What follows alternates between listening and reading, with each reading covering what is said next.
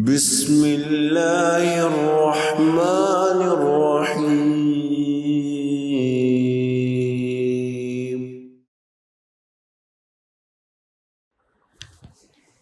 نحمده ونصلي على رسوله الكريم. اعوذ باللہ من الشیطان الرجیم. بسم اللہ الرحمن الرحیم. رب اشرح لي صدری ویسر لي امری واحلل عقدۃ من لسانی یفقهوا قولی. مدینۃ الرسول صلی اللہ علیہ وآلہ وسلم،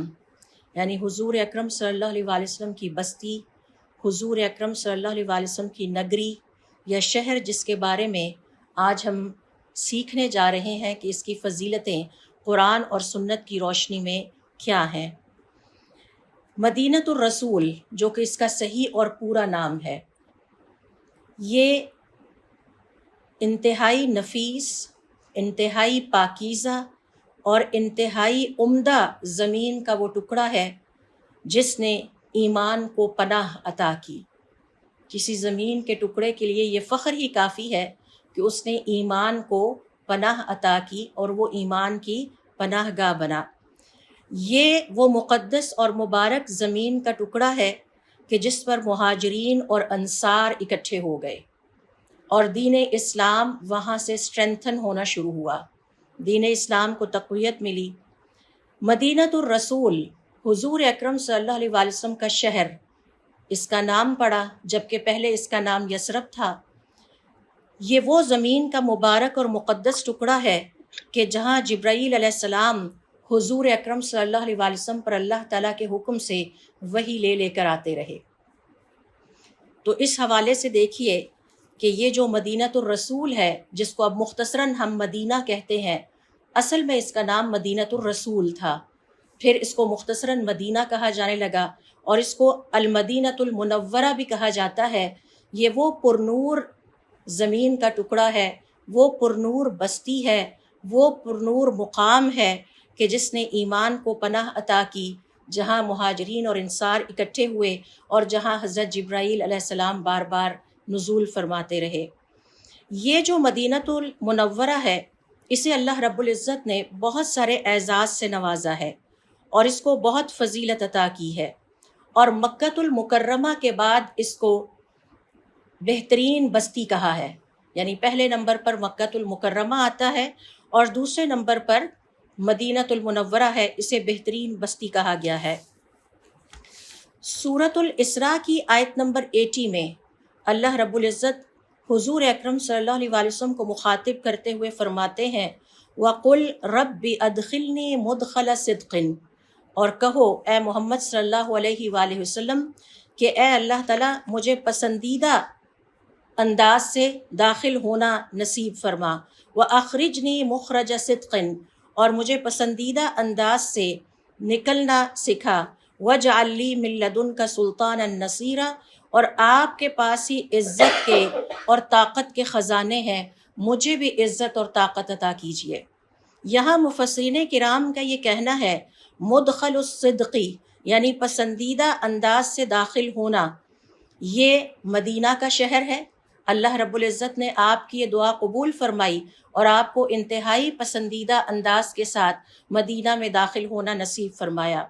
وَمُخْرَجَ الصِّدْقِ، اور پسندیدہ انداز سے نکلنا، اس سے مراد مکہ ہے۔ انتہائی اچھے انداز سے اللہ رب العزت نے اپنی حفاظت میں آپ کو مکہ سے نکالا۔ وَسُلْطَانًا نَصِيرًا، یہ اللہ رب العزت کے پاس جو خزانے ہیں نعمتوں کے، ان میں سے ایک نعمت ہے عزت اور ایک نعمت ہے طاقت۔ اللہ تعالیٰ نے آپ کو عزت بھی عطا فرمائی، اللہ تعالیٰ نے آپ کو طاقت بھی عطا فرمائی۔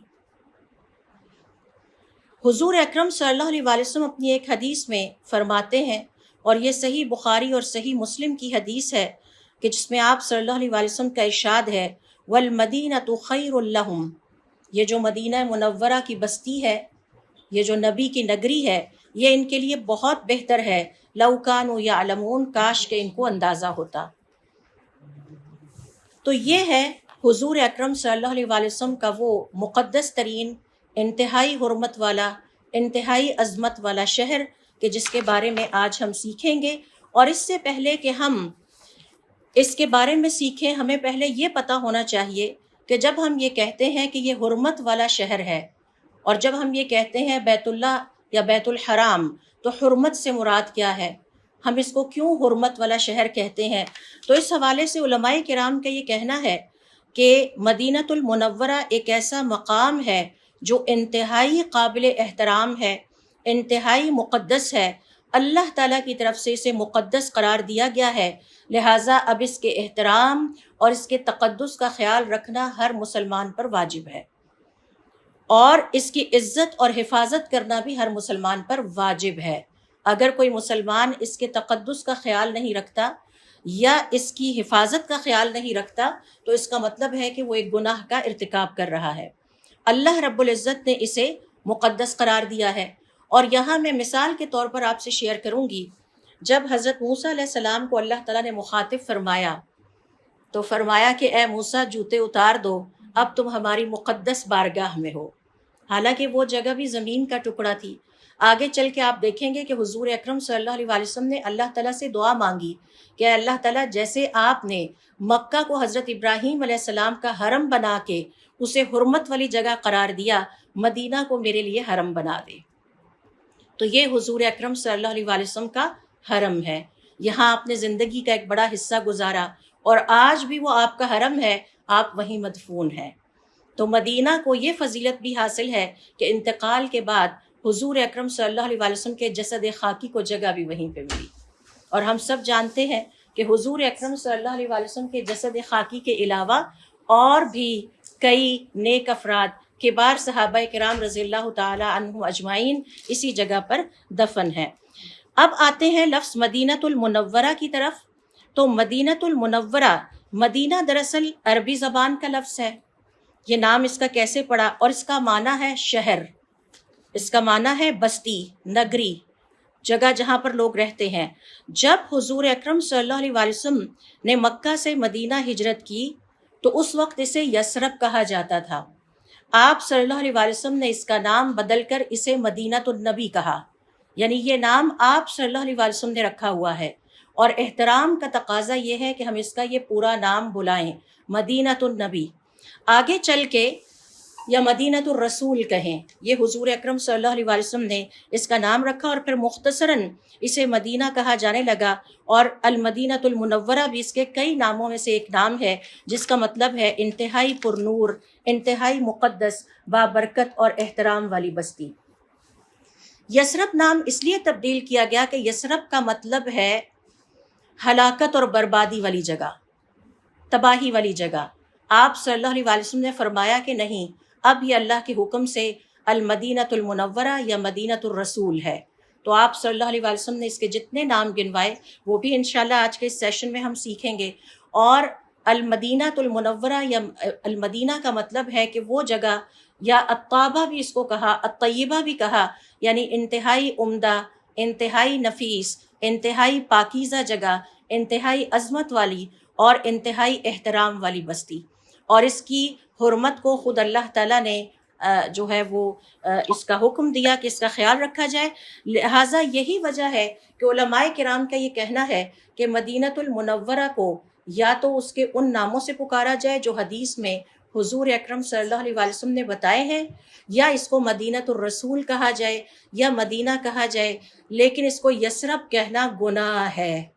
کیونکہ اس سے روک دیا گیا ہے، اور یہ ایک ایسا نام ہے کہ جس کو حضور اکرم صلی اللہ علیہ وسلم نے ناپسند کیا ہے۔ اور ہماری جہالت کا عالم یہ ہے کہ ہماری نعتوں میں یثرب یثرب ہوتا رہتا ہے، جبکہ یہ گناہ ہے اور اس کا کفارہ دینا چاہیے اور توبہ کرنی چاہیے۔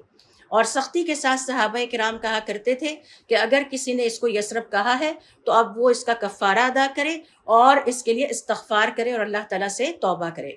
کیونکہ حضور اکرم صلی اللہ علیہ وسلم کے واضح حکم آ جانے کے بعد کہ آج سے اس کو مدینۃ الرسول کہا جائے گا، اگر پھر اس کو یثرب کہنا ہے تو پھر اس کی حرمت، اس کی عزت اور وہ جو انتہائی قابل احترام اس کو اللہ تعالیٰ نے حضور اکرم صلی اللہ علیہ وسلم کی دعا پر حرم بنایا ہے، پھر تو ان ساری باتوں کی مخالفت ہو گئی۔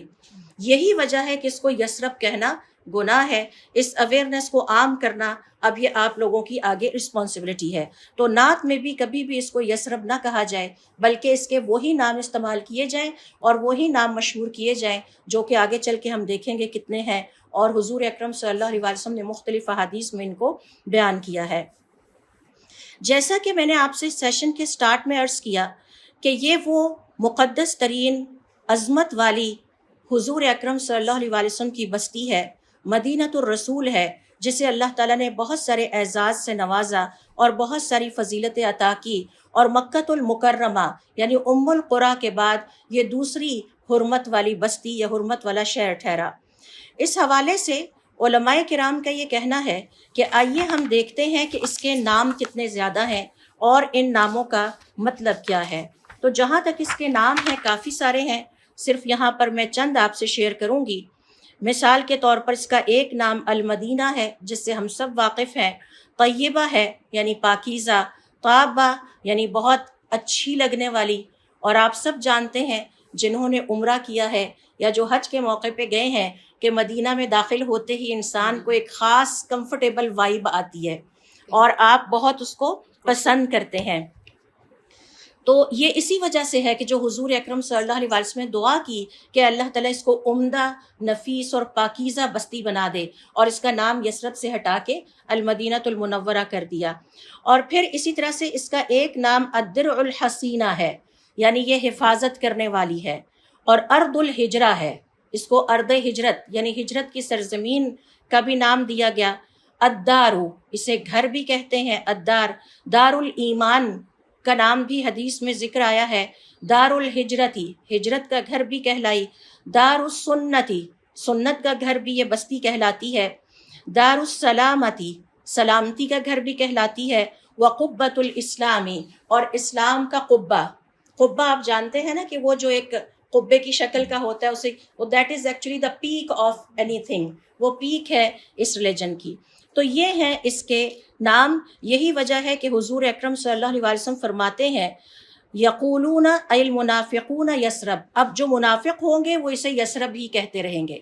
تو گویا منافق اور مومن کی ایک پہچان یہ ہے کہ منافق اسے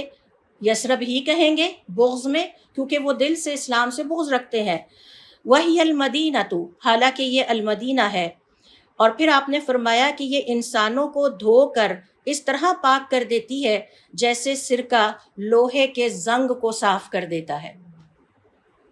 انسانوں کو کس چیز سے دھوتی ہے؟ علماء کرام کا یہ کہنا ہے کفر اور شرک سے پاک کرتی ہے۔ تو جب آپ مدینہ کو وزٹ کرتے ہیں، زیارات کے لیے وہاں پر جاتے ہیں، تو یہ نہ سمجھیے کہ یہ صرف ایک انجوائمنٹ ہے، بلکہ یہ آپ کی اسپرچول گروتھ کا ایک پروسیس ہوتا ہے جو وہاں پہ انجام پاتا ہے، اور جس کے مطابق وہاں پر جا کے جو کفر اور شرک کے ہمارے اندر اثرات کوئی پائے جاتے ہیں وہ سارے دھل کے بالکل صاف ہو جاتے ہیں۔ اور یہ اس بستی کی خوبیوں میں سے ایک خوبی ہے کہ آپ وہاں پر انٹر ہوتے ہی محسوس کریں گے کہ ایک بہت ہی سویٹ سی ایک کمفرٹیبل انوائرمنٹ، دل چاہتا ہے کہ انسان یہیں بیٹھا رہے، جبکہ مکۃ المکرمہ میں آپ کو ایک پرجلال قسم کی وائب آتی ہے وہاں پر جانے کی۔ تو حضور اکرم صلی اللہ علیہ وسلم نے یہ جو نام اس کے رکھے اور المدینۃ المنورہ اسے کہا اور اسے عمدہ اور پاکیزہ اور نفیس بستی کہا، یہ اسی کا حصہ ہے جس کو آج کا مسلمان محسوس بھی کر سکتا ہے، اور ہمیشہ سے مسلمان اس کو محسوس کرتے رہے۔ تو جب اس کے نام کی باری آئی تو آپ صلی اللہ علیہ وسلم نے فرمایا کہ اب دیکھنا منافق اسے یثرب ہی کہیں گے، اور حضرت عمر رضی اللہ تعالیٰ عنہ کہتے ہیں کہ ہم اس کو یثرب کہنے سے اس طرح بچتے تھے جیسے کوئی گناہ کبیرہ سے بچتا ہے، اور ہم کہتے کہ اگر کسی نے اس کو کہا ہے یثرب تو فوراً توبہ کر لے، کفارہ ادا کرے اور استغفار کرے۔ آئیے اب دیکھتے ہیں کہ اللہ رب العزت نے اس کو جو 40 سے زیادہ فضیلتیں عطا کی ہیں ان میں سے چند کیا ہے۔ تو سب سے پہلے نمبر پر دیکھیے کہ جو ہم سیکھتے ہیں وہ اس کے ناموں سے ہی اس کی فضیلت کا پتہ چل جاتا ہے۔ دوسرے نمبر پر آپ دیکھیے کہ مدینۃ النبی یا حضور اکرم صلی اللہ علیہ وسلم کے شہر کی فضیلت یہ ہے کہ آپ صلی اللہ علیہ وسلم نے خاص طور پر یہ دعا کی کہ اے اللہ تعالیٰ میرے اور میری امت کے دل میں اس شہر کے لیے محبت ڈال دے۔ اور آپ صلی اللہ علیہ وسلم کی وہ دعا کیا تھی؟ صحیح بخاری اور صحیح مسلم کے مطابق، اللہم حبب الینا المدینۃ، اے اللہ تعالیٰ ہمارے دل میں مدینہ کی محبت اسی طرح سے ڈال دے، کحبنا مکہ، جیسے میں اور میری امت مکہ سے محبت کرتے ہیں، او اشد، یا اس سے بھی زیادہ۔ تو حضور اکرم صلی اللہ علیہ وسلم نے خاص طور پر یہ دعا اللہ تعالیٰ سے کی، اور اسی دعا کے اثرات کو آج تک ہم محسوس کرتے ہیں کہ مکہ اور مدینہ کا جو تقدس، جو احترام اور جو اس کی عظمت ہمارے دل میں ہے، یقیناً الفاظ اس کو بیان کرنے سے قاصر ہیں۔ حضور اکرم صلی اللہ علیہ وسلم مدینہ شہر سے اتنی محبت رکھتے تھے کہ صحابہ کرام رضوان اللہ علیہم اجمعین فرماتے ہیں کہ جب کبھی ہم سفر سے آپ صلی اللہ علیہ وسلم کے ساتھ واپس لوٹتے تو ہم دیکھتے کہ جیسے ہی مدینہ کے در و دیوار نظر آتے تو آپ کے چہرے پہ ایک خوشگوار چمک اور ایک تبسم یا مسکراہٹ پھیل جاتی، اور آپ اپنی سواری کو تیز کرنے کا حکم دیتے، گویا آپ اپنے وطن کے شوق میں اور مدینہ کی محبت میں جلد از جلد وہاں پر پہنچنا چاہتے ہیں۔ تو گویا باڈی لینگویج سے حضور اکرم صلی اللہ علیہ وسلم کے اس وقت یہ اظہار ہو جاتا کہ وہ مدینہ سے کتنی محبت رکھتے ہیں۔ یعنی ایک تو آپ کے چہرے پر ایک خوشگوار مسکراہٹ پھیل جاتی، آپ کا چہرہ خوشی سے چمکنے اور دمکنے لگتا۔ آپ کو پتہ ہے کہ ویسے ہی انسان کی نیچر ہے کہ جب وہ سفر کر کے اپنے گھر کے قریب آتا ہے تو بہت خوشی محسوس کرتا ہے، لیکن بہت بڑی خوش قسمتی ہے کہ اگر اس کا گھر اتنی شاندار، ایسے شاندار زمین کے ٹکڑے پر پایا جائے کہ جسے اللہ تعالیٰ کی طرف سے حرمت عطا کر دی جائے، اور اللہ تعالیٰ حکم دے کہ اب یہ میرے نبی کا حرم ہے اور آپ نے اس کی حرمت، اس کے تقدس اور احترام اور عظمت کی حفاظت کرنی ہے، اور اگر نہیں کریں گے تو یہ گناہ ہے، تو یقیناً ایسی جگہ پر تو انسان اور بھی زیادہ اپنا گھر پا کے خوش ہوتا ہے۔ پھر اس کے بعد دیکھیے مدینۃ المنورہ کی اگلی فضیلت یہ ہے، جیسے میں نے آپ سے ابھی شیئر کیا کہ یہ حضور اکرم صلی اللہ علیہ وسلم کا حرم ہے۔ اللہ رب العزت نے ہر پیغمبر کے لیے حرم مقرر کیا تھا، ہر پیغمبر کو حرم عطا کیا تھا، ہر پیغمبر کو یہ عطا ہوئی، اور مدینہ کو حضور اکرم صلی اللہ علیہ وسلم کی دعا کے نتیجے میں اللہ رب العزت نے حرم قرار دیا، بالکل اسی طرح جیسے حضرت ابراہیم علیہ السلام نے دعا کی کہ اللہ تعالیٰ مکہ کو میرے لیے حرم بنا دے، تو اللہ تعالیٰ نے حضرت ابراہیم علیہ السلام کے لیے مکہ کو حرم بنا دیا، اور حضور اکرم صلی اللہ علیہ وسلم کے لیے مدینہ کو آپ صلی اللہ علیہ وسلم کی دعا پر حرم بنا دیا۔ اور حرم لفظ کے معنی میں آپ سے شروع میں شیئر کر رہی ہوں، اس ٹرم کا مطلب کیا ہے؟ انتہائی پاکیزہ، انتہائی عمدہ، انتہائی مقدس، انتہائی عظمت والا، انتہائی احترام والا زمین کا وہ ٹکڑا جس کو حرم خود اللہ تعالیٰ نے قرار دیا ہے۔ یہ کوئی انسانی قانون نہیں ہے، یہ اللہ تعالیٰ کا حکم ہے کہ یہ میرے نبی کا حرم ہے، یہ حرمت والی جگہ ہے، اور آپ مسلمانوں پر واجب ہے کہ اس کے تقدس اور اس کے احترام اور اس کی عظمت کی حفاظت کریں، اور اگر نہیں کرتے تو گناہ ہے۔ پھر اس کے آگے مزید ڈیٹیلز ہیں۔ حضور اکرم صلی اللہ علیہ وسلم فرماتے ہیں لِكُلِّ نَبِيٍّ حَرَمٌ، ہر پیغمبر کو اللہ تعالیٰ نے ایک حرم عطا کیا، وَحَرَمِي الْمَدِينَةَ، اور میرا حرم مدینۃ المنورہ ہے، اللہم انی احرمها بحرمک، اے اللہ تعالیٰ آپ نے اس کو حرمت والا قرار دیا ہے، میں بھی اس کو حرمت والا قرار دیتا ہوں، اللہ یؤوی فیہا محدث، کہ یہاں پر کسی قسم کی کوئی بدعت پرورش نہیں پائے گی، ولا یختلی خلاہا ولا یعضد شوکہا، نہ یہاں پر کوئی پودا کاٹا جائے گا، نہ ہی اس کا کوئی کانٹا اکھاڑا جائے گا، اور نہ ہی یہاں پر کوئی گمی ہوئی چیز کے لیے اعلان کیا جائے گا۔ یعنی یہ حضور اکرم صلی اللہ علیہ وسلم کی طرف سے بھی اعلان ہے، اللہ تعالیٰ کی طرف سے بھی اعلان ہے کہ یہ انتہائی فضیلت والی بستی ہے، اور اس کی فضیلت کا اعتراف کرنا، اس کو محسوس کرنا اور اس کی حفاظت کرنا ہر مسلمان پر واجب ہے، فرض ہے۔ اور پھر حضور اکرم صلی اللہ علیہ وسلم نے بھی اس کو انڈورس کر دیا اور ہمیں سکھا دیا کہ آپ نے کس طرح سے اس کا احترام کرنا ہے۔ اور حضور اکرم صلی اللہ علیہ وسلم کی دعا بھی میں نے آپ سے شیئر کر دی ہے۔ حضور اکرم صلی اللہ علیہ وسلم ہی کی طرف سے ایک اور روایت آتی ہے جس میں آپ فرماتے ہیں اللہم، اے میرے رب، ان ابراہیم حرم مکہ، ابراہیم علیہ السلام نے آپ کے کہنے کے مطابق مکہ کو اپنا حرم قرار دیا تھا، فجعلہا حرما، آپ نے ان کے لیے مکہ کو حرم بنا دیا. وَإِنِّي حَرَمْتُ الْمَدِينَةَ، میں مدینہ کو اپنا حرم بناتا ہوں. اور اللہ یحرق فیہا دم، لہٰذا اب یہاں پر خون نہیں بہایا جائے گا. ولا یحمل فیہا سلاح لقتال، اور یہاں جنگ و جدل کے لیے ہتھیار نہیں اٹھایا جائے گا. ولا تخبط فیہا شجرۃ الا لعلف، اور نہ درخت کاٹے جائیں گے سوائے جانوروں کے چارے کے لیے.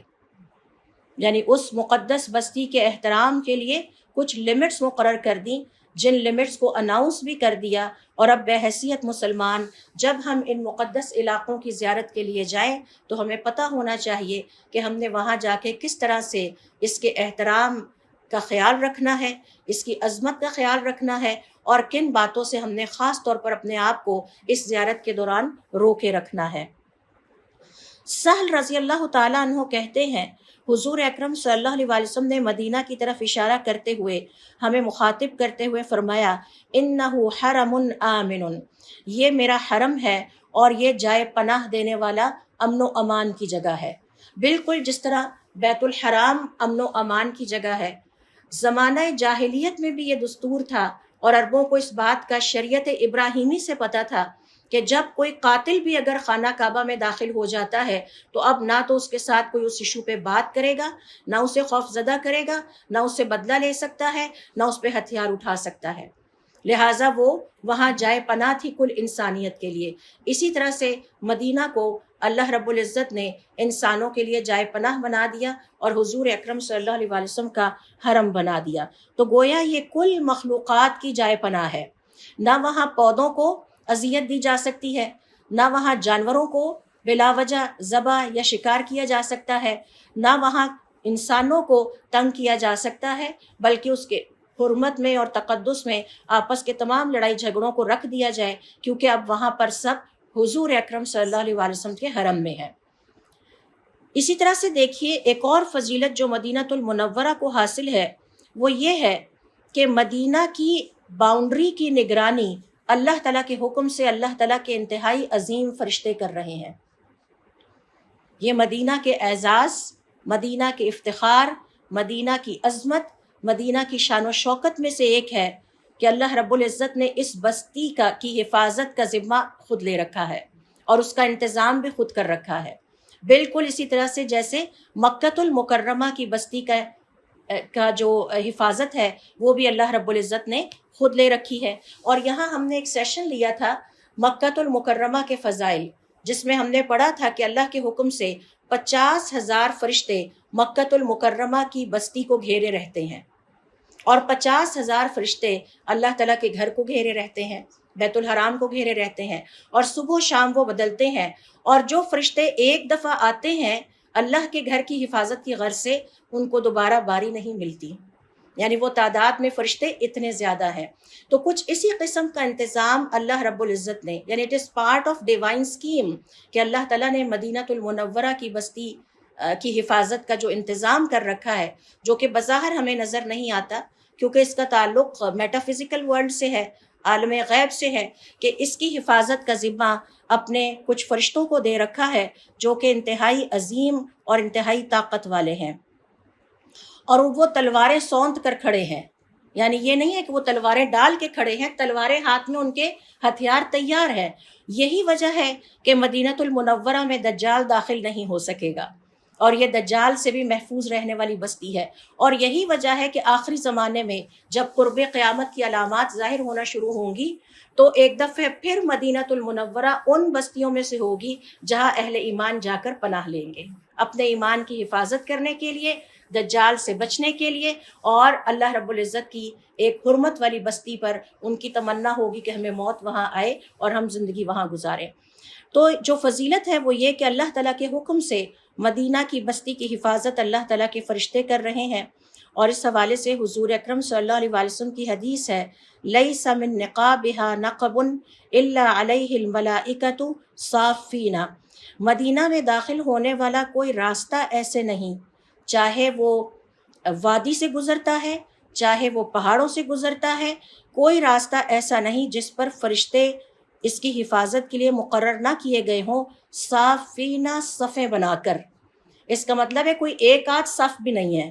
کوئی ایک آدھ رو بھی نہیں ہے، صافینہ جمع کا صیغہ ہے۔ اس کا مطلب ہے کہ کافی بڑی تعداد میں فرشتے ہیں اور صفیں بنا کر، یعنی جب ایک دیوار ہٹے گی تو اگلی دیوار بھی موجود ہے، پھر اگلی بھی ہے، پھر اگلی بھی ہے۔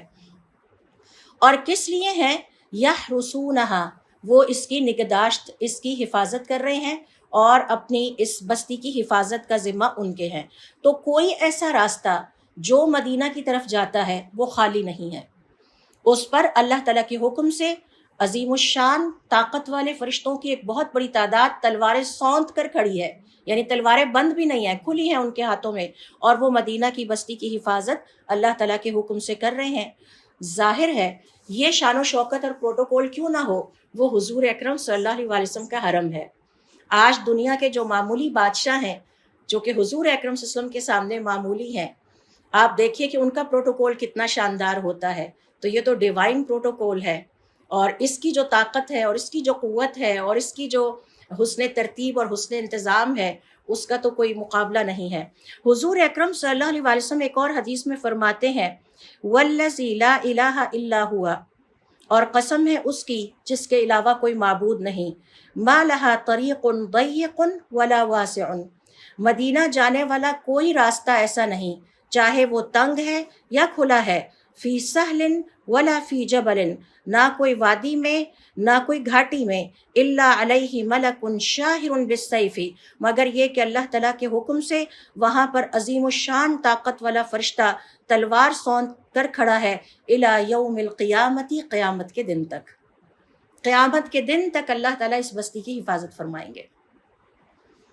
یہی وجہ ہے کہ دجال وہاں داخل نہیں ہو سکے گا، یہی وجہ ہے کہ مسلمان اس کو اپنی پناہ گاہ بنائیں گے۔ It will be part of their faith, کہ اگر ہم سیف رہنا چاہتے ہیں in terms of our faith, ہم اپنے دین اور ایمان کی حفاظت چاہتے ہیں، تو پھر ہمیں یہاں سے کوچ کرنا ہوگا، اور محفوظ ترین، کیونکہ وہ بستی فتنوں سے بھی محفوظ ہوگی۔ یعنی جب میں نے اس کے سارے فضائل پڑھے تو یہ بہت سارے فتنوں سے بھی، تو مسلمان اور اہل ایمان کی خواہش ہوگی کہ ہم اور ہماری اولادیں ان فتنوں سے دور کسی جگہ اپنے ایمان کی حفاظت کرتے ہوئے زندگی بسر کریں، تو ایک دفعہ پھر قیامت سے پہلے یہ مسلمانوں کے لیے اور ایمان والوں کے لیے جائے پناہ ثابت ہوگی۔ پھر اسی طرح سے دیکھیے اس بستی کی ایک اور فضیلت یہ بھی ہے کہ یہاں سارا ایمان سکڑ کر اکٹھا ہو جائے گا، شرنک ہو کے ایمان سارا یہاں کا یہاں اکٹھا ہو جائے گا، اور ان احادیث کے مطابق ایمان اپنی پیور ترین فارم میں، اسلام اپنی پیور ترین فارم میں یہیں ایگزسٹ کرے گا۔ یہ بھی قرب قیامت سے کی نشانیوں میں سے ایک نشانی ہے، اور جو اللہ تعالیٰ نے اس بستی کو ایک محفوظ بستی بنا دیا ہے، اور قیامت تک کے لیے فرشتے قائم کر دیے ہیں جو اس کی حفاظت کر رہے ہیں۔ تو ان اثرات میں سے ایک یہ ہے کہ حضور اکرم صلی اللہ علیہ وسلم فرماتے ہیں کہ جب ایمان اہل ایمان کے نفوس میں کمزور پڑنے لگے گا اور اجنبی ہونے لگے گا اپنوں ہی کے درمیان، تو اس وقت کیا ہوگا؟ ایمان مدینے میں اس طرح سمٹ آئے گا جیسے سانپ اپنے بل میں آ جایا کرتے ہیں۔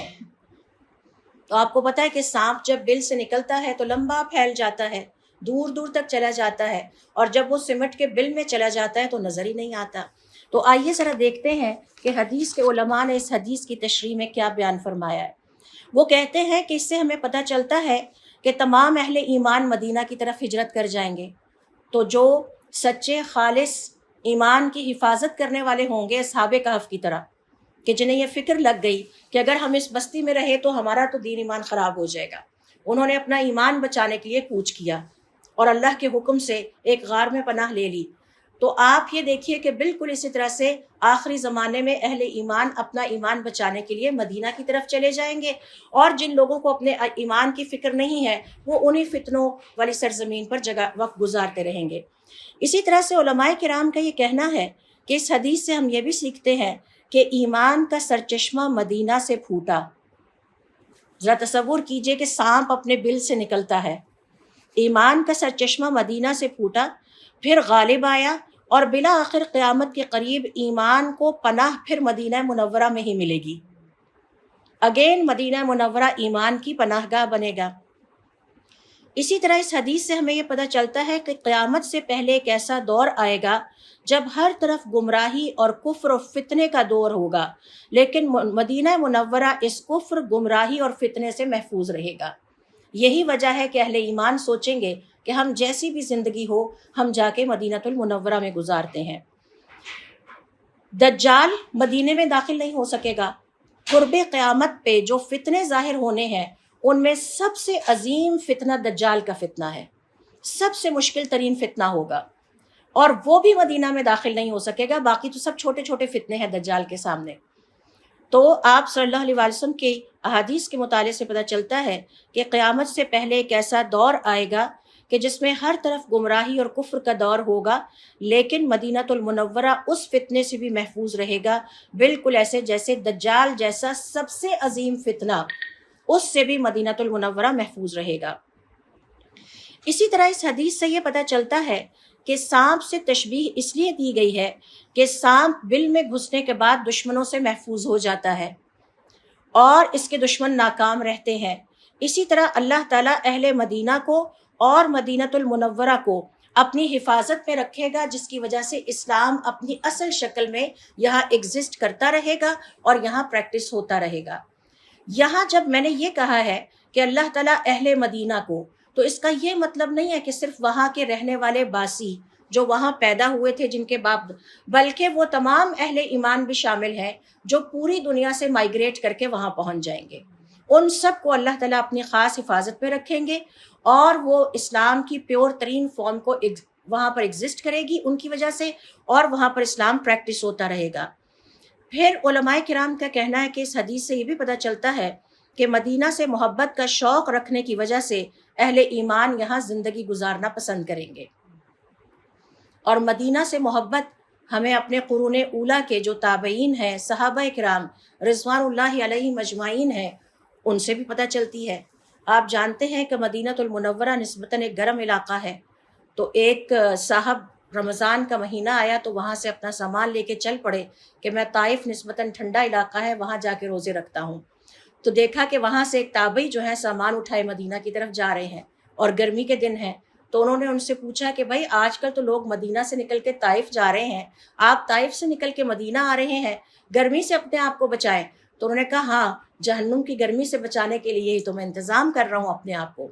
تو اہل ایمان کے شوق کے آگے یہ مشقت مان پڑ جاتی ہے کہ وہ حج کے لیے نہ جائیں، کیونکہ حج ایک بہت مشکل ترین سفر ہے، گرمی بہت شدید ہے۔ اہل ایمان کے شوق کے آگے مدینہ میں زندگی گزارنے کی مشقت کم ہو جاتی ہے جب وہ یہ دیکھتے ہیں کہ مدینہ کو اللہ تعالیٰ نے اتنی فضیلت والی بستی بنایا ہے، اور کتنی بڑی خوش نصیبی ہوگی کہ اگر ہم اپنی زندگی میں مدینہ الرسول میں جا کے وقت گزاریں۔ اسی طرح سے اس حدیث کے مطالعے سے یہ بھی پتہ چلتا ہے کہ قیامت کے قریب جب ساری زمین میں کفر پھیل جائے گا تو مدینہ میں اس وقت بھی مومن موجود رہیں گے۔ باقی جگہوں کے بارے میں ہم ڈاؤٹ کر سکتے ہیں کہ وہاں سچے مومن رہیں گے کہ نہیں، لیکن مدینہ کے بارے میں ڈیفینیٹ ہے، مکہ کے بارے میں ڈیفینیٹ ہے، یہاں آپ کو سچے ایمان والے لوگ ملیں گے۔ آخری دور میں اسلام اپنی صحیح ترین حالت میں صرف مدینہ میں ہوگا، یا مکہ میں ہوگا، یا شام میں ہوگا، ان تین بستیوں میں پایا جائے گا، اور مدینہ کی فضیلت مکہ کے بعد ہے اور شام کی فضیلت مدینہ کے بعد ہے، تو مدینہ کا رخ اس حوالے سے مسلمان زیادہ کریں گے۔ تو یہ جو میں نے آپ سے کہا کہ مدینہ المنورہ کی ایک فضیلت یہ ہے کہ ایمان سارا شرنک ہو کے سکڑ سمٹ کے اکٹھا ہو جائے گا۔ آپ صلی اللہ علیہ وسلم کی یہ حدیث ہے اور اس کی تشریح میں نے آپ کے ساتھ یہاں پر شیئر کی ہے۔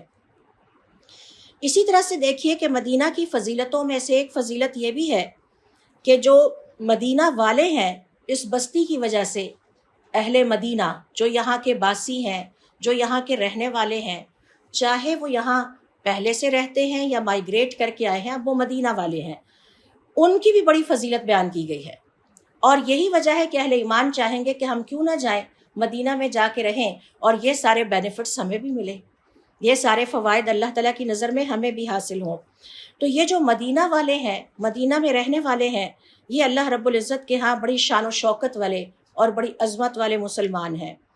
سب سے پہلے تو ہم دیکھتے ہیں کہ مدینہ میں کون جا کے رہا، حضور اکرم صلی اللہ علیہ وسلم کے صحابہ کرام رضوان اللہ علیہم اجمعین، یہ ان کی بستی ہے۔ اور یہ وہ صحابی ہیں حضور اکرم صلی اللہ علیہ وسلم کے کہ جنہوں نے آپ صلی اللہ علیہ وسلم کو ہمیشہ سپورٹ کیا، دین اسلام کو اسٹرینتھن کیا، آپ کے ساتھ اپنی جان ہتھیلی پر رکھ کے اسلام کے لیے جہاد کیے، اپنے مال اللہ کی راہ میں پیش کیے، اپنی جانیں اللہ تعالیٰ کی راہ میں پیش کیں، یہاں تک کہ اللہ تعالیٰ نے فرمایا یہ اللہ سے راضی ہیں اور اللہ ان سے راضی ہے۔ یہ وہ بستی ہے کہ جس پر وہ لوگ رہے کہ جن سے اللہ راضی ہو گیا، اور یہ مہاجرین اور انصار ہیں، اور مہاجرین اور انصار کی فضیلتیں بھی آپ جانتے ہیں، اور پھر اللہ تعالیٰ نے ان کے بارے میں خوشخبری دے دی کہ یہ جنت میں ضرور داخل ہوں گے، اور پھر یہ خوشخبری بھی دی کہ یہ اللہ سے محبت رکھتے ہیں، اللہ تعالیٰ ان سے محبت رکھتا ہے۔ تو اس حوالے سے علماء کرام کا یہ کہنا ہے کہ حضور اکرم صلی اللہ علیہ وسلم کی احادیث کے مطالعے سے پتہ چلتا ہے کہ اہل مدینہ جو ہیں ان کو بھی بہت ساری فضیلتیں حاصل ہیں۔ مثال کے طور پر یہاں انصاری پائے جاتے تھے اور ان انصار کی نسلیں پائی جاتی ہیں۔ حضور اکرم صلی اللہ علیہ وسلم نے انصاریوں سے محبت رکھنے کو ایمان کی علامت قرار دیا ہے، اور ان سے بغض رکھنے کو منافقت کی علامت قرار دیا ہے۔ آپ صلی اللہ علیہ وسلم کا ارشاد ہے، اور ہم سب جانتے ہیں کہ انصار مدینۃ المنورہ کی سرزمین پر رہتے تھے۔ الانصار لا يحبهم الا مؤمن، انصاریوں سے وہی محبت رکھے گا جس کے دل میں ایمان ہے۔ ولا يبغضهم الا منافق، اور ان سے وہی بغض رکھے گا جو منافق ہے۔ فمن احبهم، جس نے انصار سے محبت کی، احبہ اللہ، اللہ تعالیٰ اس سے محبت کرتا ہے۔ ومن ابغضهم، اور جس نے انصار سے بغض رکھا، ابغضہ اللہ، اللہ تعالیٰ ان سے بغض رکھتا ہے۔ حضور اکرم صلی اللہ علیہ وسلم نے مدینہ والوں کی ایک اور فضیلت یہ ہے کہ آپ نے اس بات سے روکا کہ مدینہ والوں کو کسی بھی شکل میں کوئی اذیت نہ پہنچائی جائے، مدینہ والوں کو کسی بھی شکل میں کوئی اذیت نہ پہنچائی جائے، کیونکہ اور فرمایا کہ اگر کسی نے مدینہ والوں کو اذیت پہنچائی تو اللہ تعالیٰ کی ذات خود ان سے انتقام لے گی۔ اور اس پر ہمیں تعجب نہیں ہونا چاہیے۔ آپ جسٹ ریکال کریں وہ واقعہ کہ جب ابرہہ نے یہ فیصلہ کیا کہ وہ مکہ کی بستی میں پوری شان و شوکت کے ساتھ داخل ہوگا، اپنی طاقتور ہاتھیوں والی فوج جو کہ بڑی پریمیم کوالٹی کی جسے آپ کہہ سکتے ہیں فوج سمجھی جاتی تھی کہ جن کے پاس ہاتھی ہوں، ان کو لے کر داخل ہوگا اور بیت اللہ پر حملہ آور ہوگا، تو اس سے انتقام اللہ نے لیا تھا، انسانوں نے نہیں لیا تھا۔ تو جن علاقوں کو اللہ تعالیٰ نے حرم قرار دیا ہے، جو بستی اللہ تعالیٰ کا اپنا حرم تھی، اللہ تعالیٰ نے آج تک اس کی حفاظت کی ہے اور قیامت تک کرے گا۔ کسی کی جرت نہیں ہے کہ جس کے حوالے قبیلہ قریش کے حوالے اللہ تعالیٰ نے بیت الحرام کو کیا، آج بھی قبیلہ قریش کے پاس اس کی چابیاں اور اس کے انتظامات ہیں۔ حضور اکرم صلی اللہ علیہ وسلم نے بھی کسی غرض سے وہ چابیاں لے کے واپس ان کو دے دی کہ یہ ذمہ داری اللہ نے آپ کو دے رکھی ہے۔ اس کی حفاظت کوئی فوج نہیں کرتی۔ تو اس لیے ہمیں تعجب نہیں ہونا چاہیے جب ہم آپ صلی اللہ علیہ وسلم کی یہ حدیث سنیں کہ اگر کسی نے مدینہ والوں کو اذیت پہنچانے کی کوشش کی، ان پہ حملہ آور ہونے کی کوشش کی، یا اس حرمت والے علاقے کے تقدس کو پامال کرنے کی کوشش کی، تو اللہ تعالیٰ خود اس سے انتقام لے گا، کیونکہ اللہ تعالیٰ نے اس کو اپنے نبی کا حرم قرار دیا ہے۔ تو اللہ تعالیٰ نے اس کی حفاظت کے لیے اپنے فرشتے کھڑے کر رکھے ہیں۔ ہمیں تعجب نہیں ہونا چاہیے اس حدیث پہ۔ یہ کیسے ہو سکتا ہے کہ فرشتوں کو پتہ نہ چلے اور اس کے بعد کوئی حملہ آور ہو اور اہل مدینہ کو اذیت پہنچانے کی کوشش کرے اور اللہ تعالیٰ کی ڈیوائن اسکیم حرکت میں نہ آئے۔ تو آپ صلی اللہ علیہ وسلم اپنی حدیث میں فرماتے ہیں کہ جس کسی نے مدینہ والوں کو اذیت پہنچانے کی کوشش کی، اللہ تعالیٰ کی ذات اس سے خود انتقام لے گی۔ ایک اور حدیث میں آپ صلی اللہ علیہ وسلم فرماتے ہیں انتقام کیسا، ذرا یہ بھی سن لیجئے۔ لا يريد احد اہل المدینہ بسوء، جس کسی نے مدینہ کے باسیوں کے حوالے سے ان کو کوئی تکلیف پہنچانے کی کوشش کی یا ان کے لیے کوئی برا ارادہ کیا، الا عذابہ اللہ فی النار، اللہ تعالیٰ اسے آگ میں ایسے گھول کر رکھ دیں گے، ذوب الرصاص او ذوب الملح فی الماء، جیسے نمک پانی میں گھل کر ختم ہو جاتا ہے۔ تو ذرا تشبیہ پر غور کیجئے کہ نمک کا ایک وجود ہے اور جب اسے پانی میں ڈالتے ہیں تو اس کا وجود ہی ختم ہو جاتا ہے۔ تو گویا اگر کسی نے مدینہ والوں پر حملہ آور ہونے کی کوشش کی یا اس بستی کی حرمت کو پامال کرنے کی کوشش کی تو اللہ تعالیٰ اس سے ایسا انتقام لیں گے کہ اس کا نام و نشان بھی ختم ہو جائے گا۔ اور اس پہ بھی ہمیں کوئی تعجب نہیں ہونا چاہیے۔ کیا ابرہہ کا نام و نشان آج تک ہے؟ ایسی وہ قومیں جنہوں نے اللہ تعالیٰ کو چیلنج کیا اور اللہ تعالیٰ کی اتھارٹی کو چیلنج کر کے کفر کا راستہ اختیار کیا، دنیا سے نیست و نابود ہو چکی ہیں، ختم ہو چکی ہیں، ان کا تذکرہ تک بھی آج ہمیں نہیں ملتا۔ تو یہ ہے وہ سخت انتقام جس کا اعلان اللہ تعالیٰ نے کیا ہے، اور یہی وجہ ہے کہ جب آپ مکۃ المکرمہ میں داخل ہوتے ہیں تو وہاں امن و امان اور پرسکون ہونے کی خاص وائب کو فیل کرتے ہیں، اور یہی وجہ ہے جب آپ مدینۃ المنورہ جاتے ہیں تو آپ اس کو پرسکون محسوس کرتے ہیں۔ اسی طرح سے حضور اکرم صلی اللہ علیہ وسلم کی ایک اور حدیث ہے جس میں آپ صلی اللہ علیہ وسلم فرماتے ہیں، من اخاف اہل المدینہ، جس نے مدینہ والوں کو ڈرانے کی کوشش کی، خوف زدہ کرنے کی کوشش کی، مثال کے طور پر دھمکی ہی دی کہ ہم آپ پر حملہ آور ہونے کے لیے آ رہے ہیں، یا ان کو کسی بھی انداز سے تنگ کرنے کی کوشش کی، ظلم کرتے ہوئے، اخافہ اللہ، اللہ اسے ڈرائے گا۔ جو مدینہ والوں کو ڈرائے گا اللہ تعالیٰ ان کو ڈرائے گا، اور اگر مد مقابل اللہ کی ذات ہے تو پھر تو کوئی جائے پناہ نہیں ہو سکتی۔ وعلیہ لعنۃ اللہ، اور ایسے شخص پر اللہ تعالیٰ کی لعنت ہے۔ اس سے زیادہ بدترین سزا کیا ہو سکتی ہے؟ والملائکتی، اور فرشتوں کی لعنت ہے، والناس اجمعین، اور کل انسانیت کی لعنت ہے۔ لا يقبل اللہ منہ یوم القیامت صرفا، اللہ تعالیٰ قیامت والے دن ایسے شخص سے نہ تو کوئی فدیہ قبول کریں گے، ولا عدلا، نہ اسے کوئی سفارش ملے گی۔ تو مدینہ والوں کو خوف زدہ کرنا یا مدینہ کے بارے میں برا ارادہ کرنا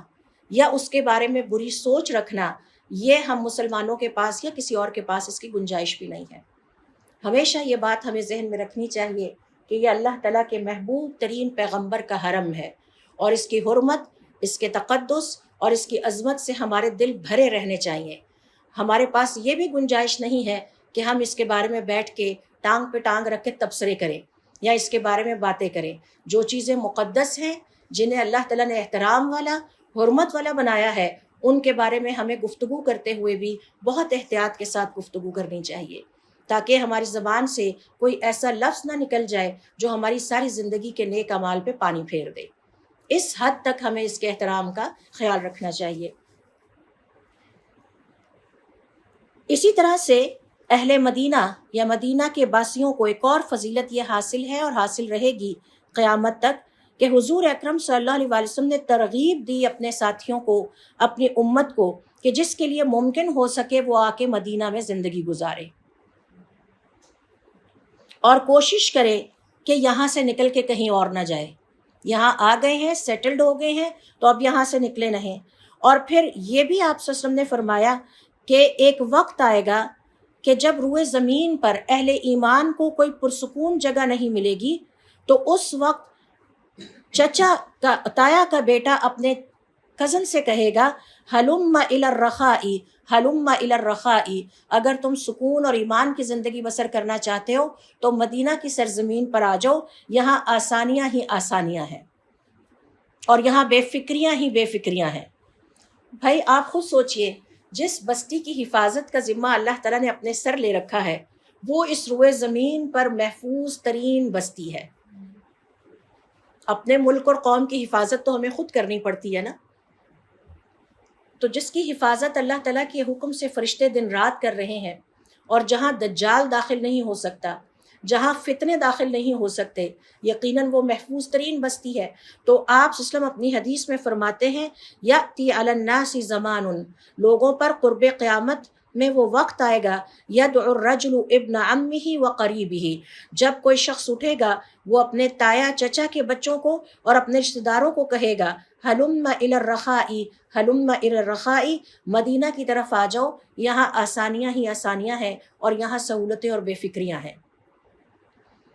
نہ ایمان کی فکر ہے، اور صاحب ایمان کی سب سے بڑی فکر اس کا ایمان ہوتا ہے کہ میرا کسی طرح سے ایمان محفوظ رہے۔ میں اپنے ہر وقت جو ہم زندگی میں ایک سٹرگل کر رہے ہیں وہ کیا ہے کہ میرا ایمان محفوظ رہے۔ کسی شادی پہ جانا ہے تو سوچ میں پڑ جاتے ہیں کیا وہاں جا کے مجھے گناہ تو نہیں ہوگا، کسی برتھ ڈے پہ جانا ہو تو سوچ میں پڑ جاتے ہیں اب کیا کیا جائے، کسی کے گھر جانا ہو تو سوچ میں پڑ جاتے ہیں وہاں مکس گیدرنگ تو نہیں ہوگی، اللہ کو پسند نہیں ہے۔ تو ہماری سب سے پہلی ترجیح اہل ایمان کی سب سے بڑی فکر یہ ہوتی ہے، حتیٰ کہ بچے کوئی فرمائش کر دیں تو انہیں سمجھانا پڑتا ہے بچوں ٹھیک ہے یہ اماؤنٹ ہے ڈریس خرید لیں لیکن ان باتوں کا خیال رکھیں، اللہ تعالیٰ کو یہ باتیں پسند نہیں، آپ کا ڈریس ساتر ہونا چاہیے، آپ کا ڈریس تنگ نہیں ہونا چاہیے، اندر سے جسم نہیں جھلکنا چاہیے۔ ہر وقت ہمیں اپنے ایمان کی فکر ہوتی ہے، ٹیبل پہ کھانا لگائیں تو ایمان کی فکر ہوتی ہے، دوستیاں بنائیں تو ایمان کی فکر ہوتی ہے، ایسے دوست ہیں جن سے ہمارے ایمان میں اضافہ ہوگا، ایسے تو نہیں ہے جو ہمیں بے راہ روی کے راستے پہ چلا دیں۔ تو ہر وقت ہمیں سوچنا پڑتا ہے ہمارا ایمان۔ تو مدینہ میں چلے جائیں گے تو بے فکری ہی بے فکری ہے، پتہ ہے کہ ارد گرد ساری کمیونٹی ایسی ہے جو ایمان والوں کی ہے، زمین ہے تو نبی کا حرم ہے اور اللہ تعالیٰ اس کی حفاظت کر رہے ہیں، اور تو اور دجال بھی یہاں داخل نہیں ہوگا، اور تو اور فتنوں سے محفوظ رہیں گے۔ مسجد نبوی جہاں ہو اور پھر انسان گمراہ ہو جائے اور مسلمان کی اولاد گمراہ ہو جائے، یہ تو ممکن ہی نہیں ہے۔ تو یہ اہل مدینہ کی ایک اور فضیلت ہے جو میں آپ سے شیئر کر رہی ہوں۔ حضور اکرم صلی اللہ علیہ وسلم اپنی ایک حدیث میں فرماتے ہیں لا یخرج منہم احد رغبتا عنہا، کوئی اس سے فیڈ اپ ہو کے یہاں سے نکلے نہیں، اگر یہاں آ گئے ہیں سیٹل ڈاؤن کر گئے ہیں تو فیڈ اپ ہو کے یہاں سے نکلنے کی کوشش نہ کریں۔ الا اخلف اللہ فیہا خیرا منہ، اور اگر کوئی نہیں نکلے گا تو اللہ کی طرف سے وعدہ ہے اللہ تعالیٰ اسے اور زیادہ بہترین زندگی اس مدینہ المنورہ میں عطا فرمائیں گے، یہاں پر رہے۔ ایک اور حدیث میں آپ صلی اللہ علیہ وسلم فرماتے ہیں، اور اس سے بھی مدینہ کی فضیلت کا پتہ چلتا ہے کہ قیامت والے دن یہاں پر آ کے رہنے والوں اور یہاں کے رہنے والے باسیوں کو حضور اکرم صلی اللہ علیہ وسلم کی سفارش نصیب ہوگی، اور جو کوئی اس کے موسم کی شدت پر صبر کرے گا یہاں تک کہ اسے انتقال آ جائے تو حضور اکرم صلی اللہ علیہ وسلم قیامت والے دن اس کی سفارش کریں گے۔ آپ وسلم فرماتے ہیں لا یثبت احد علی لاوائها وجہدها الا كنت له شفیعا، اگر کوئی اس مدینہ المنورہ کے موسم اور شدت پر صبر کرے گا اور یہاں آ کے رہنے پر صبر کرے گا، میں قیامت والے دن اس کا سفارشی ہوں گا، او شہیدن، یا اس کے حق میں گواہی دوں گا۔ تو یہ اعزاز بھی مدینہ المنورہ کی بستی کو حاصل ہے، یہ فضیلت بھی حاصل ہے کہ یہاں آ کر رہنے والوں اور یہاں پر پہلے سے رہنے والوں کو قیامت والے دن حضور اکرم صلی اللہ علیہ وسلم کی خاص شفاعت اور خاص سفارش نصیب ہوگی۔ ایک اور حدیث میں آپ صلی اللہ علیہ وسلم فرماتے ہیں من استطاع، تم میں سے جس کے لیے ممکن ہو، ان یموت بالمدینہ، کہ وہ مدینہ میں انتقال کرے۔ آج میں نے دیکھا ہے کہ یہ شوق لوگوں کے اندر بھاگ بھاگ کے ویسٹ کی طرف جانے کا پایا جاتا ہے، کسی طرح ہم وہاں پہنچ جائیں، کسی طرح ہم سیٹل ڈاؤن ہو جائیں، کسی طرح گرین کارڈ مل جائے، جبکہ بیسیکلی ہمارا یہ شوق مدینہ المنورہ کے لیے ہونا چاہیے۔ اور یہی وجہ ہے کہ ہمیں تعجب نہیں ہونا چاہیے جب ہم سنتے ہیں کہ امام ابو حنیفہ رحمۃ اللہ علیہ نے اپنی زندگی میں 55 حج کیے، انہوں نے اپنا مال ہی یہاں خرچ کیا، 55 حج، یعنی انہوں نے سوائے اس سال میں جس سال میں انتقال ہوا، جب وہ بالغ ہوئے اس کے بعد انہوں نے اپنا کوئی سال ایسا نہیں جانے دیا کہ جس میں حج نہ کیا ہو اور وہ مکہ المکرمہ نہ گئے ہوں اور مدینہ المنورہ نہ گئے ہوں۔ تو ہم کہاں اپنا پیسہ خرچ کرتے ہیں، ہم کہاں اپنے ریسورسز لگاتے ہیں، اسراف پہ، دکھاوے پہ، نمود و نمائش پہ، جبکہ وہ اپنا پیسہ اللہ تعالیٰ کی راہ میں اللہ کو خوش کرنے والے کاموں پر کرتے تھے۔ پھر حضور اکرم صلی اللہ علیہ وسلم ایک اور جگہ فرماتے ہیں کہ جس کسی کے لیے ممکن ہو تو اس کو چاہیے کہ وہ اپنی موت تک مدینہ میں رکا رہے، اور اگر اسے مدینہ میں موت آئے تو قیامت والے دن میری طرف سے گارنٹی ہے کہ میں اس کا سفارشی ہوں گا۔ مدینہ المنورہ کو ایک اور فضیلت یہ بھی حاصل ہے کہ اللہ تعالیٰ کے حکم سے یہ برکت والی بستی بن گئی ہے اور صحت والی بستی بن گئی ہے، اور اس پر بھی آپ کو تعجب نہیں ہونا چاہیے۔ آپ بہت سارے بزرگ حجاج کرام سے پوچھئے، وہ آپ کو بتائیں گے کہ ہم حج پہ گئے تھے تو ہم بالکل ہماری صحتیں اور ٹھیک ہو گئی تھی اور ہماری بیماریاں غائب ہو گئی تھیں، حتیٰ کہ ہم نے اپنی میڈیسنز کھانا بند کر دی تھی۔ تو مکہ المکرمہ کو اور مدینہ المنورہ کو ایک فضیلت یہ بھی حاصل ہے کہ یہ صحت افزا مقامات ہیں، یہاں جا کے صحت ٹھیک ہو جاتی ہے۔ تو دو فضیلتیں اسے حاصل ہیں، ایک تو یہ برکت والی بستی ہے اور ایک یہ ہے کہ اس میں جا کے صحت ٹھیک ہو جاتی ہے۔ حضور اکرم صلی اللہ علیہ وسلم نے اللہ تعالیٰ سے اس کی برکت کے لیے دعا کی تھی، اور وہ دعا کی کیا تھی؟ آپ صلی اللہ علیہ وسلم کی حدیث کے مطابق ان ابراہیم حرم مکہ، اے میرے رب، ابراہیم علیہ السلام نے مکہ کو اپنا حرم بنایا آپ کے حکم سے، ودعا لأہلها، اور اس کے رہنے والوں کے لیے برکت کی دعا کی تھی، وانی حرمت المدینہ، اب میں آپ کے حکم سے مدینہ کو اپنا حرمت والا علاقہ حرم بناتا ہوں، کما حرم ابراہیم مکہ، جیسے کہ ابراہیم علیہ السلام نے مکہ کو اپنا حرم بنایا، وانی دعوت فی صاعها، اے اللہ تعالیٰ میں آپ سے دعا کرتا ہوں کہ اس کے ہر سیر و مدھا، اور سوا سیر اور 2 سیر کے جو پیمانے ہیں، بمثلی، اسے دگنا تگنا کر دے، یعنی اس کے رزق میں برکت عطا کر دے۔ اگر 1 کلو کا پیمانہ ہے تو وہ 2 کلو جتنا ہو جائے۔ برکت یہ نہیں ہوتی کہ دیکھنے میں کوئی چیز زیادہ نظر آئے، برکت یہ ہوتی ہے کہ تھوڑی سی چیز بھی بہت سارے لوگوں کے لیے پوری ہو جائے۔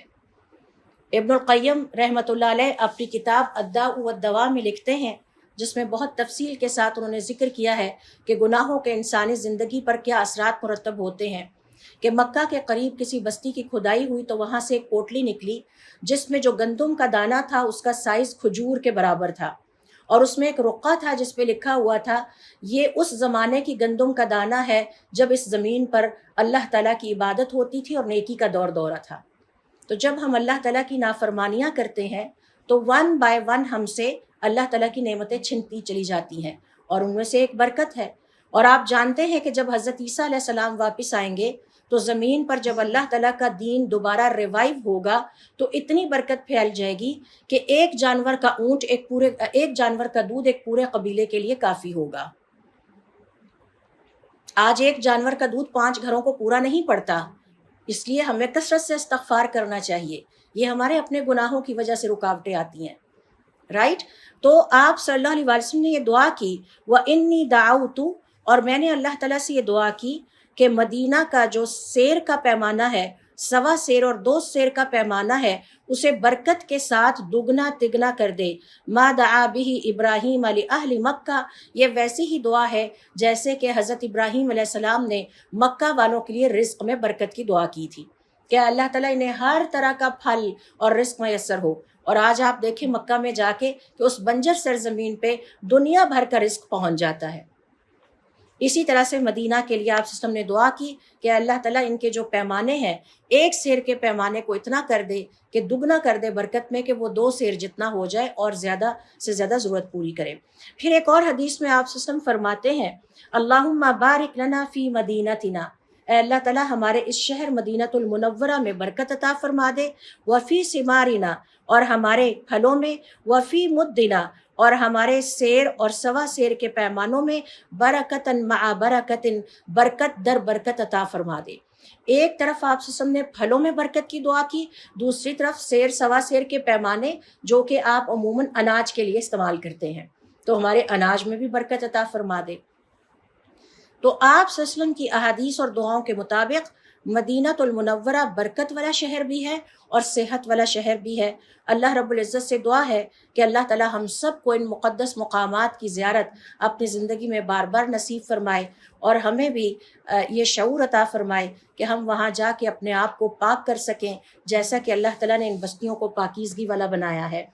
میں نے آپ سے پہلے بھی شیئر کیا تھا کہ یہ سارے فضائل نہیں ہیں، صرف چند ہیں جو کہ آج ہم نے یہاں پر سیکھے ہیں۔ انشاءاللہ پھر کبھی موقع ملا تو ہم اس ٹاپک کو کمپلیٹ کریں گے۔ اللہ رب العزت ہمیں ہمت اور توفیق عطا فرمائے کہ ہم اپنے دین کو سیکھنے کے لیے وقت نکالیں، اس پر عمل کرنے کی توفیق عطا فرمائے اور اس پیغام کو عام کرنے کی توفیق عطا فرمائے۔ سبحانک اللہم و بحمدک، اشہد ان لا الہ الا انت، استغفرک و اتوب الیک۔